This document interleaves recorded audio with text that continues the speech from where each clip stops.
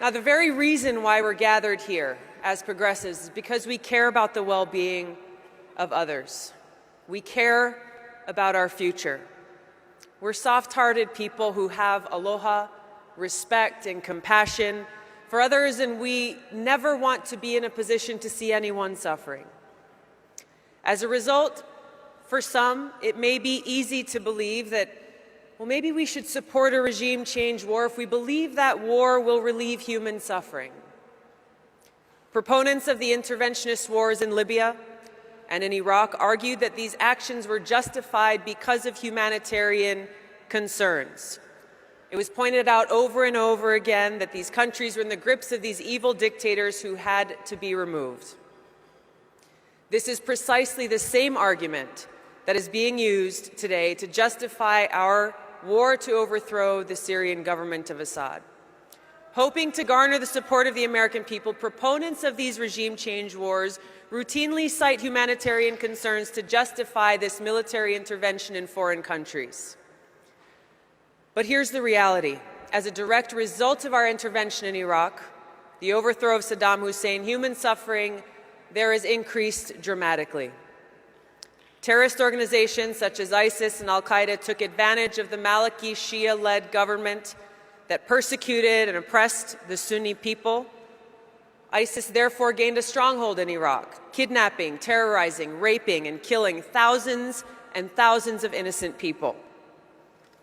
In Libya, when the U.S. led the bombing campaign to overthrow Gaddafi, which began with a no-fly zone, the result was incredible loss of life, total chaos, with Libya resulting in a failed state and a haven now for ISIS and other terrorist organizations.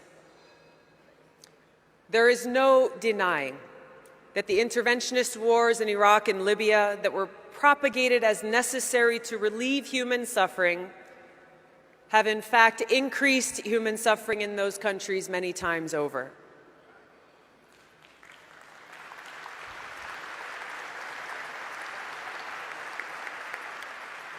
There's an old saying that's very relevant to what's facing us here today, that the road to hell is often paved with good intentions. There's not one but two wars that are being waged in Syria. First is a war to defeat ISIS, al-Qaeda, and other jihadist groups.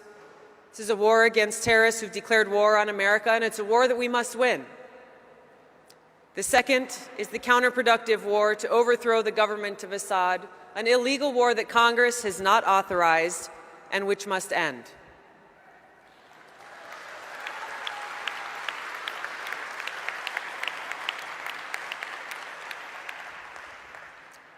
This war to overthrow the Syrian government has strengthened rather than weakened our enemies like ISIS. Working with countries like Saudi Arabia and Turkey, we are fueling a brutal civil war that's caused the deaths of over 400,000 Syrians and millions more refugees fleeing their homes. The fact is, if this war is successful and the Assad government is overthrown, the strongest force that exists in Syria that will take over in Syria is ISIS and al-Qaeda. This will result in a far worse humanitarian disaster, refugee crisis, and a genocide against religious minorities, secularists, atheists, LGBT, and anyone who does not prescribe to this specific extreme ideology. What to speak of the fact that this will present an even greater security threat to the region and to the world. We need to send a strong message that this war must end. Many of you stood up bravely and courageously and protested the war in Vietnam. Many of you stood up and bravely and courageously protested the war in Iraq. Many of you did the same, protesting the war to overthrow Gaddafi in Libya. And so now I'm asking you to stand up and do the same. Stand with me and demand an end to this war to overthrow the government of Assad. Demand an end to all interventionist regime change wars.